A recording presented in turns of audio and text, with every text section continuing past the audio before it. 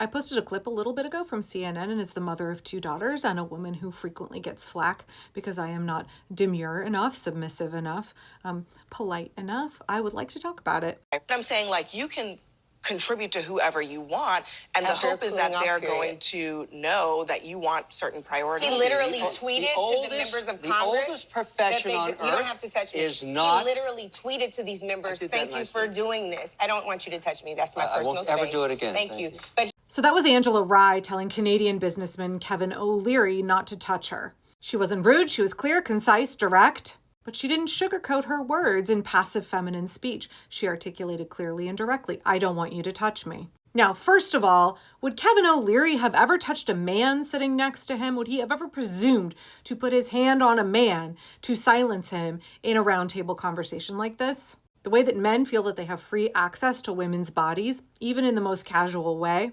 clearly on display on national television. He then had the audacity to respond, "I did that nicely," as if that somehow justified him touching her in a professional setting in an attempt to get her to be quiet so he could speak over her. And it's interesting to me that he chose the word nicely, because a lot of my content around this issue, I have a whole playlist on it about how I don't perform feminine dialect. I don't play these kind of polite games because politeness is not only a tool of white supremacy, it's a tool of the patriarchy. Wanting women to suppress themselves, use passive speech, demur, not say what we clearly think or mean so that we can make men more comfortable.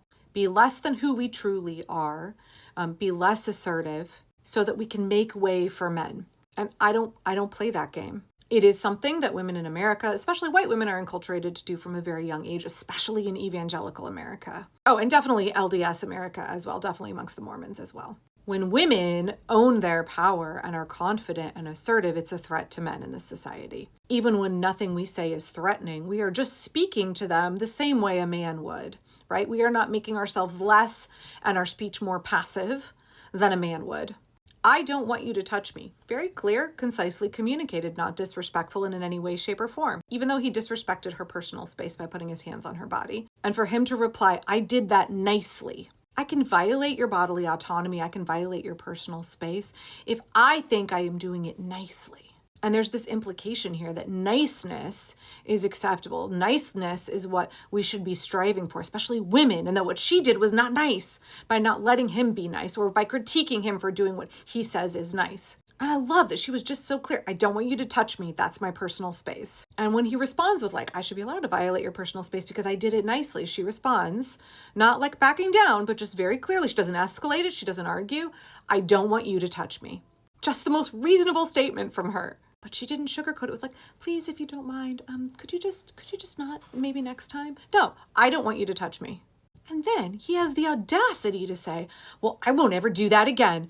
Good. Did you think that she would want you to ever touch her again? Just the most petulant, passive-aggressive.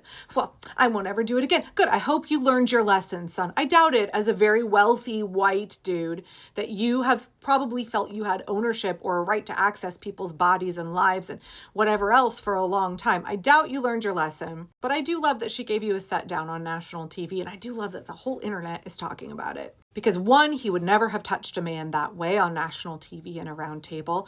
And two, his response was not, "Oh, you're right. I'm sorry. I wasn't thinking." Or just, "You're so right. I'm sorry." It was, "I did that nicely." And then, "Well, I won't ever do that again." As if he thinks saying that is somehow punishing her or somehow a clapback of any kind. Anyway, the reason that I wanted to draw attention to this is not just to talk about how awesome Angela Rye is, but also because as the parent of 2 daughters who are now both adults, one of the things I have definitely tried to instill in them is a confidence in who they are and a right to their personal space, their bodily autonomy, and to feel comfortable asserting themselves, to make sure they understand that they are doing nothing wrong if they speak confidently, directly, if they don't sugarcoat all of their language in flowery, submissive speak, that it is good and right for them to not make themselves less than who they are, to not make themselves smaller, to make men comfortable.